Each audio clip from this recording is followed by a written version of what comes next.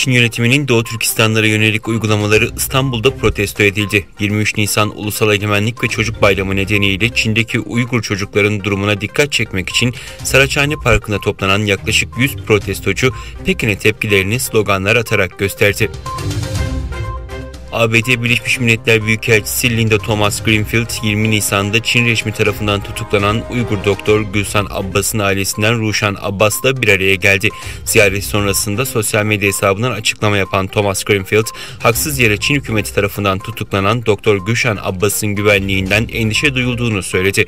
ABD'nin Abbas'ın serbest bırakılması için çaba göstereceğini belirten Thomas-Greenfield, Çin'in Uygur Türkleri başta olmak üzere Doğu Türkistan'daki Müslüman toplumlara yönelik insanlık dışı zulmüne karşı çıkmaya devam edeceğini paylaştı.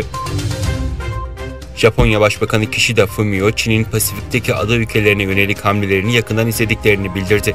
Başbakan Kishida, Japonya'nın güneyindeki Kumamoto eyaletinde düzenlenen Asya-Pasifik Su Zirvesi'ne katıldı.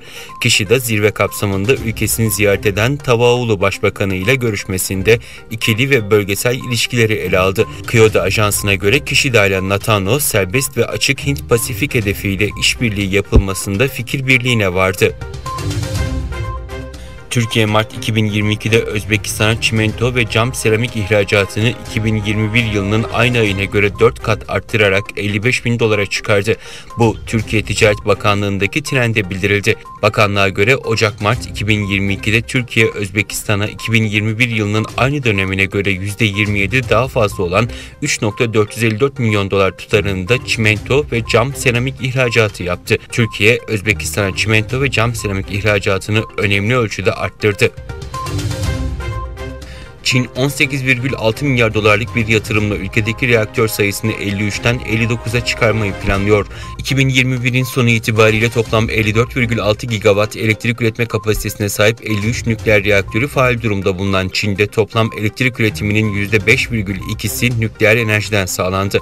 Bu oran Avrupa Birliği'nde %27, ABD'de ise %19.